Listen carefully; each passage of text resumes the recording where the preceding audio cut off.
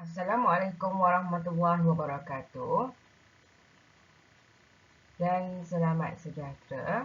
Untuk kelas hari ini kita akan sambung pembelajaran kita masih lagi dalam bab 10 di bawah subtopik 10.3 bahan antioksida.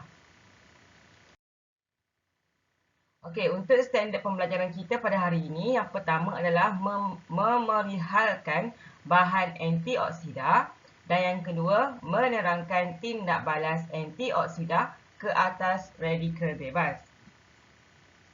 Untuk radikal bebas ni kita dah belajar masa 10.2 iaitu semalam.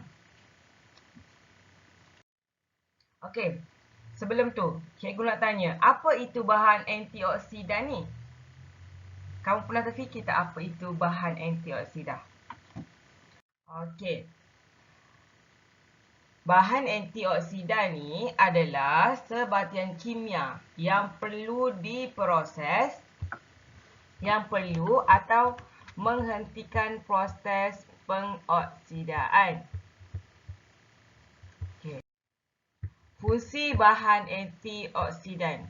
Fungsinya adalah melindungi sel badan daripada kerosakan akibat radikal bebas dan dianggap sebagai barisan pertahanan terhadap risiko mendapat sesetengah penyakit. Kan radikal bebas ni apa? Apa akibat radikal bebas? Radikal bebas ni kan boleh menyebabkan kerosakan DNA dalam badan kita.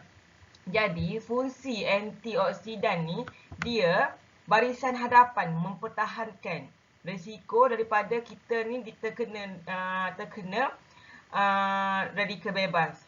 Macam tu. Okey, bahan antioksidan. Yang pertama, badan kita berupaya menghasilkan bahan antioksida. Namun, apabila usia meningkat, keupayaan ini akan berkurang. Kita perlu mendapat bahan antioksidan melalui makanan. Okey, contoh-contoh ni bahan antioksidan. Yang pertama, beta-carotene. Beta-carotene ni ditemui dalam makanan yang berwarna merah, kuning atau jingga seperti lobak merah, mangga dan ubi keledek. Lobak merah ni carrot. Dalam carrot ni kita jumpalah sebab carrot kan warna oren-oren ke kuning macam tu. Merah ni warna merah ni macam warna merah semua boleh macam buah tembikai ke dan sayur-sayuran yang warna merah. Mangga ni sebab dia warna kuning kan. Ubi keledek ada yang warna kuning, ada yang warna purple-purple macam tu. Untuk lutein ni untuk mata yang sihat. Terdapat dalam kuantiti yang banyak dalam sayuran berdaun hijau seperti bayam, kubis dan brokoli. Ni contoh brokoli. Okey, yang ketiga, lycopene. Lycopene ni ditemui dalam buah-buahan seperti petik, jambu batu, tembikai dan tomato. Okey. Ni contoh tembikai, petik, semua awak dah tahu kan? Okey. Untuk bahan antioksidan ni dalam vitamin C. Okey, vitamin C ni larut air yang juga dikenali sebagai asid ascorbic. Terdapat dalam buah-buahan sitrus, bayam, brokoli, kiwi dan strawberry. Ni contoh kiwi. Brokoli yang tadi kan. Strawberry ni awak tahu kan, strawberry yang masa-masa dekat Cameron Highland tu. Buah strawberry. Tu semua ada vitamin C. Untuk vitamin E pula, dia dikenali sebagai alpha-tocopherol. Okey, vitamin E ni kebanyakan dia jenis minyak, termasuk minyak kelapa, sawit, minyak gemar gandum, minyak jagung dan minyak kacang soya. Okey, ini contoh sebagai minyak kelapa sawit. Okay. Jom kita tengok tindakan bahan antioksidan terhadap radikal bebas. Okey, bahan antioksidan bertindak balas dengan radikal bebas. Sebatian yang lebih stabil akan terhasil. dan seterusnya menghentikan proses pengoksidaan. Sekarang, mari kita lihat. Antioksidan melindungi kita daripada radikal bebas. Jom kita sama-sama saksikan video ini.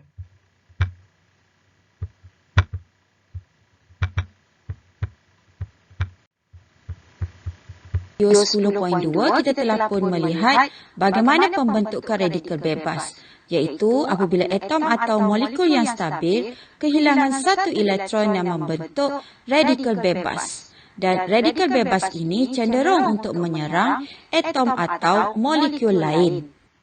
Jadi, apa fungsi bahan antioksidan? Bahan antioksidan mempunyai elektron yang berlebihan. Oleh itu, bahan antioksidan akan mendermakan elektron yang berlebihan tadi kepada radikal bebas dan mengelakkan bahan radikal bebas menyerang atom atau molekul lain. Walaupun telah kehilangan satu elektron, bahan antioksidan ini tidak akan membentuk radikal bebas. Sekarang mari kita lihat video animasi berkaitan dengan fungsi antioksidan. Semasa proses pengoksidaan, satu elektron terbebas dan menyebabkan elektron tidak berpasangan terhasil dan membentuk radikal bebas.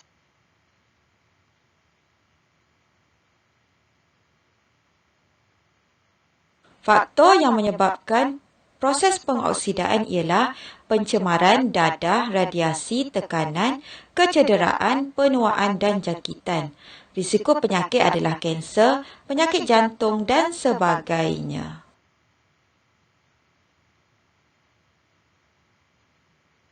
Radikal bebas boleh mengambil elektron daripada molekul normal yang sihat dan membentuk radikal bebas yang merosakkan molekul sihat tersebut seperti molekul yang dijumpai dalam DNA.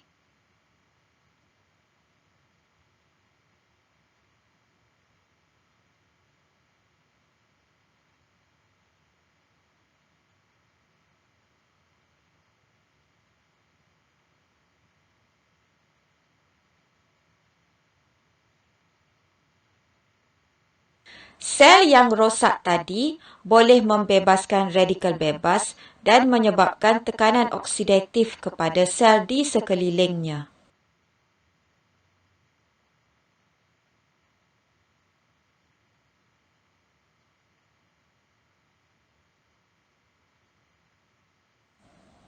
Untuk mengelakkan atau menghalang proses kerosakan ini, badan perlukan bahan antioksidan secara berterusan.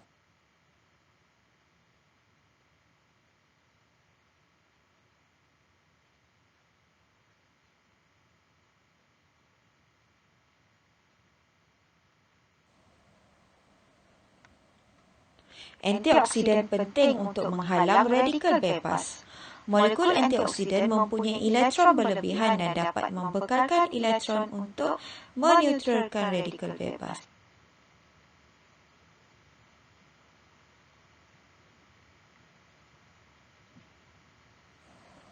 Antioksidan dihantar ke sel-sel rosak melalui salur darah.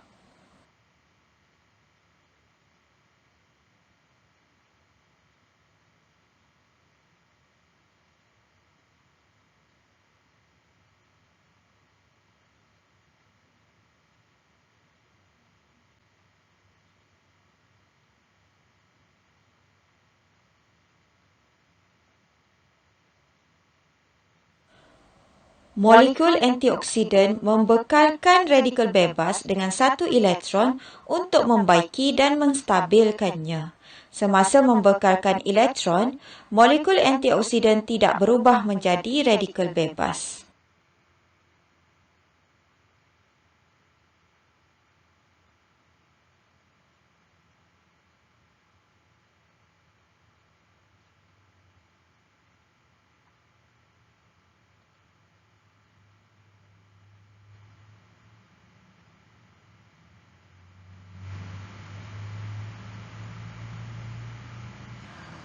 Penggunaan berterusan dengan dos yang betul dan pelbagai bahan antioksidan dapat memastikan pemulihan proses pengoksidaan dan mengurangkan risiko kanser, penyakit jantung, kencing manis dan juga penting untuk anti penuaan.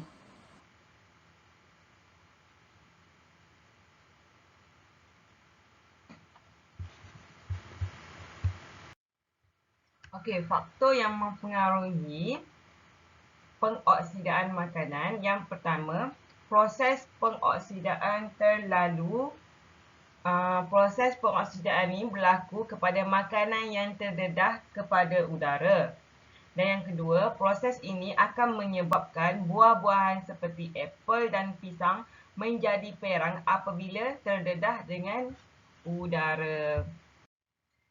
Jom kita buat cara-cara, kita tengok cara-cara untuk melambatkan proses pengoksidaan.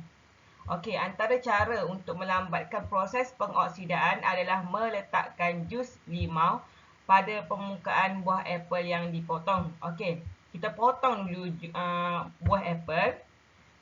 Lepas tu, kita pun letak dalam jus limau. Kita perah limau, letak dalam gelas, lepas tu kita celup buah apel di dalam jus limau tu. Lepas tu, okey, kita tengok sini. Perbezaan antara bahagian yang tidak letak dengan jus limau dengan yang letak dengan jus limau. Okey, bahagian yang tidak yang diletak dengan jus limau tidak teroksida dan bahagian yang tidak diletak dengan jus limau mengalami pengoksidaan. Kalau yang mengalami pengoksidaan dia jadi macam warna kuning. Sama juga dengan buah pisang. Kalau awak letak buah pisang yang terdedah macam tu je, terdedah kepada udara, mesti dia akan jadi warna kuning. Jadi macam lembek macam tu kan. Okey. Itu saja untuk kelas hari ini. Cikgu harap kamu semua faham apa yang cikgu ajar. Jadi untuk latihan, cikgu nak kamu buat uji formatif. Practice formatif 10.3. Okey. Sekian, terima kasih.